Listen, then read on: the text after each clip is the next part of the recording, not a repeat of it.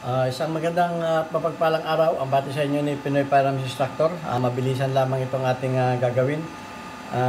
I-review natin itong isang baril dito.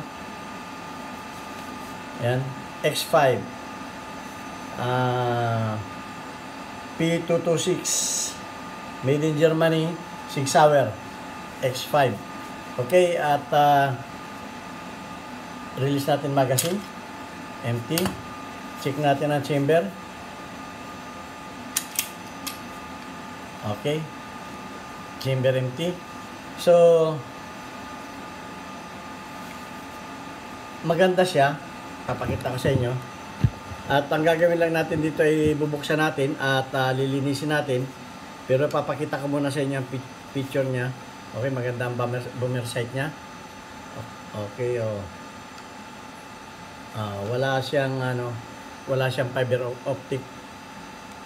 Pero ang weight niya maganda siyang pang-competition. Actually ito mga ganitong bigat ang gusto ko sa pang-competition.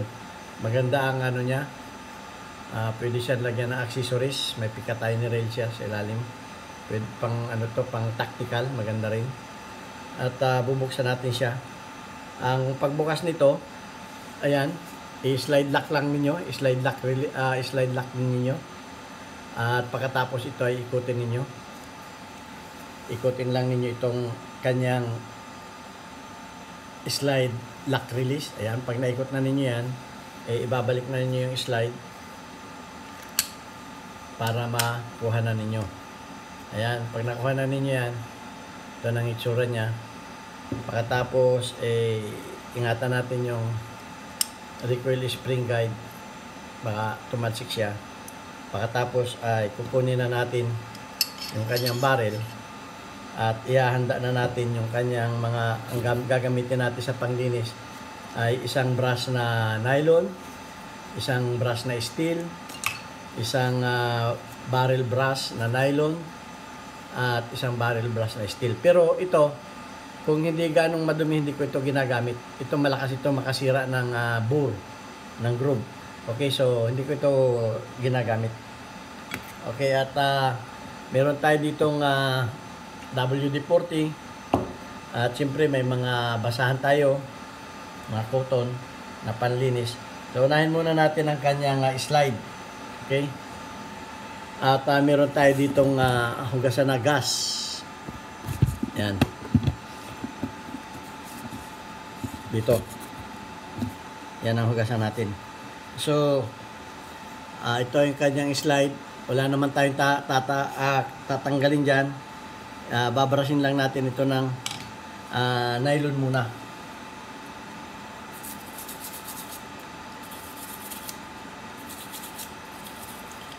Okay, yung mga railing.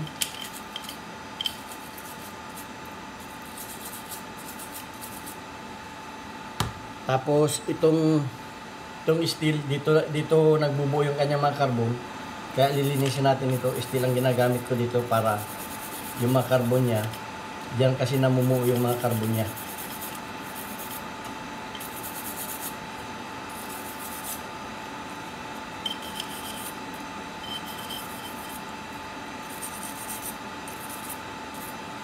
Yan.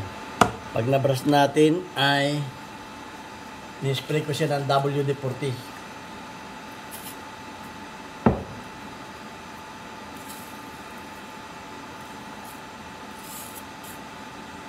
Tapos ay ipapatong muna natin siya sa cotton. Yan lang siya. Tapos susunod natin ang kanyang receiver. Pwedeng hindi na natin tanggalin ang kanyang grip. Okay. Balot lang natin siya ng tissue, okay, basahan. Ang paghugas ko nito ay naka-upside down para yung kanyang gas ay hindi papasok sa kanyang grip. So ayan. Ganyan lang. Naka-upside down siya.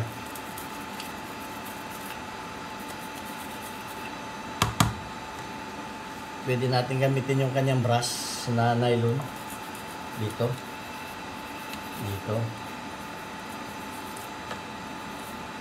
Ganyan lang siya.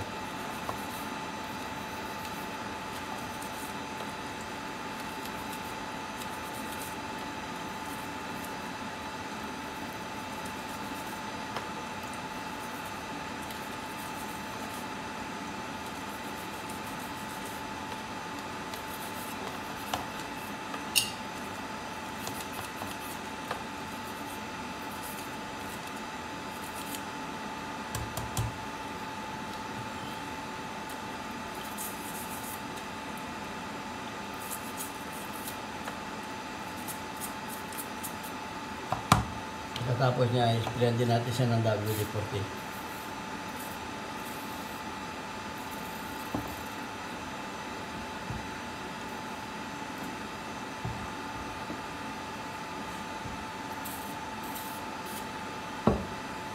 Yan, at ilalagay na rin natin siya dyan.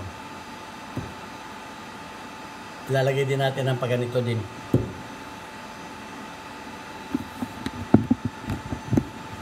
Sunod na natin itong kanyang barrel.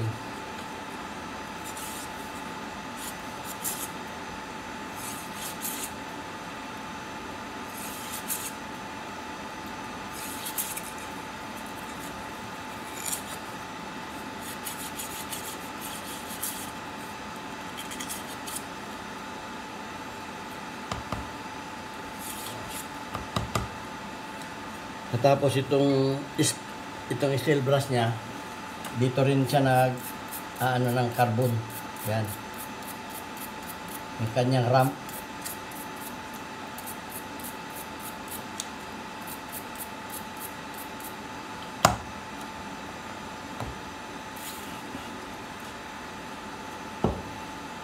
Tapos yung kanya ng recoil spring guide.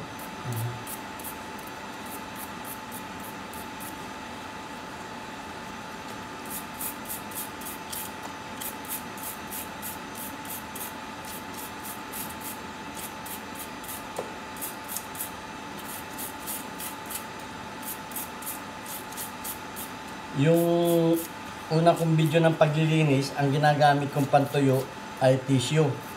Pero dito sa aming kumpanya, ginagamit namin ay kompresor. Papakita ko naman sa inyo kung paano gamitin ang kompresor. Okay, ayan. Tapos ay gagamitan naman natin siya ng kompresor. Okay? Ito naman yung aming kompresor. Dito, yan. At ang gagawin naman natin ay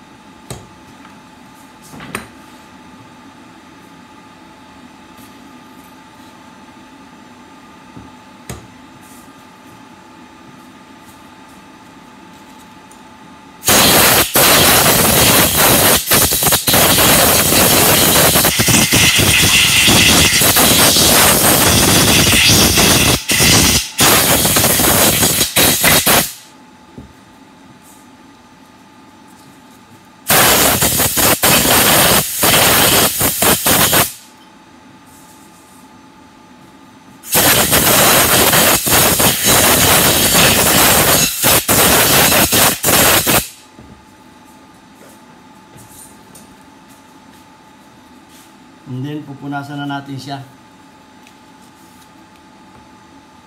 Punasan na natin siya.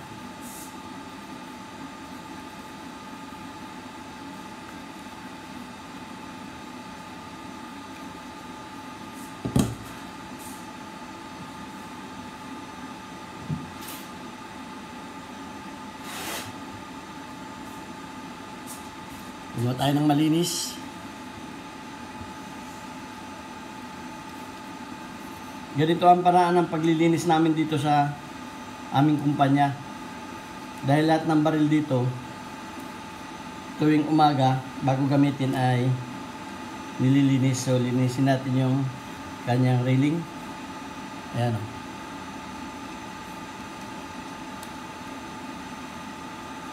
Tapos, importante, tutuyuin natin yung kanyang receiver.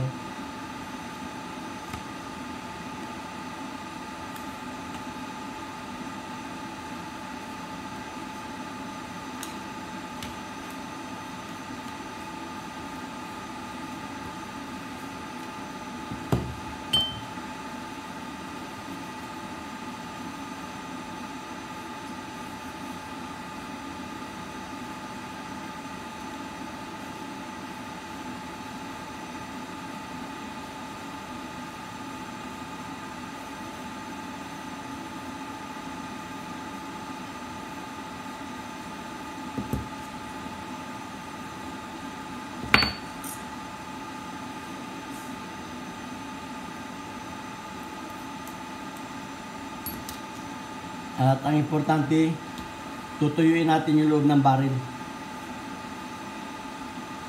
Kuha tayo ng ganito. Tapos lalagay natin siya dito sa isang rod. Ayan, nakita natin yung dumi dyan. Palitin lang natin. Palitan natin ng mas malinis.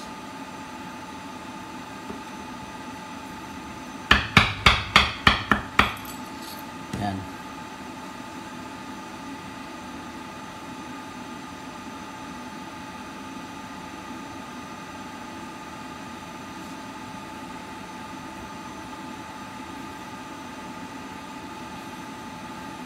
At pwede na natin siyang linisan.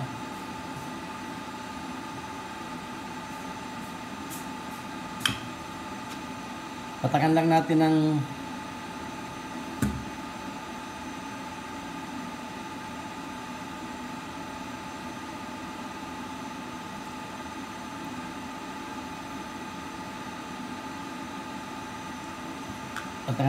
ng langis ito. At itong railing niya. Ang importante ito lang. Hammer. Yung railing niya dito. Tsaka itong kanyang fairing pin safety block. At lagyan din natin ng konti itong kanyang spring. Tapos ay bubuhin na natin. Ayan.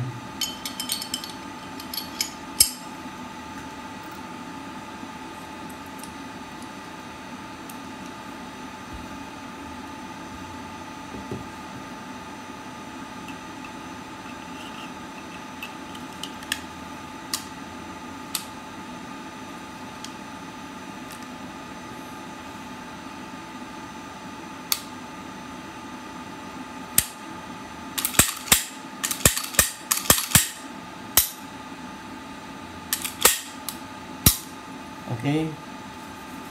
At ready na. Ganun lang kadali. Inabot tayo ng 14 minutes. To be exact, 15 minutes. Yung mabilisan nating linis, okay na. So, ito ang inyong Pinoy Firearms Instructor.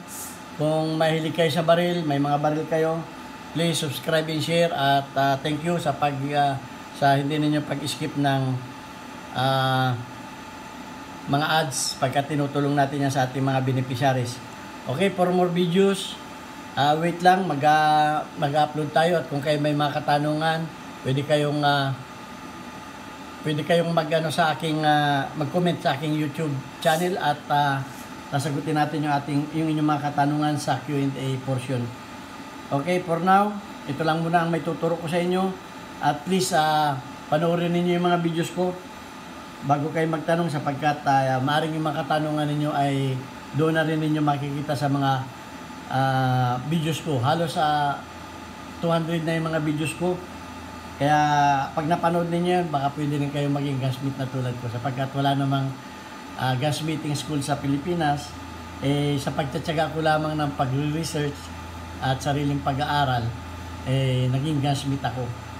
At hindi na rin matatawaran yung 20 years na experience ko dito as a firearms instructor and gunsmith dito sa Mayadin Shooting Range. Ito ang aming kumpanya. Kung kayo nasa Kuwait, punta kayo dito at gusto niyo i-request, ako magtuturo sa inyo. Okay, bye-bye for now and God bless us all.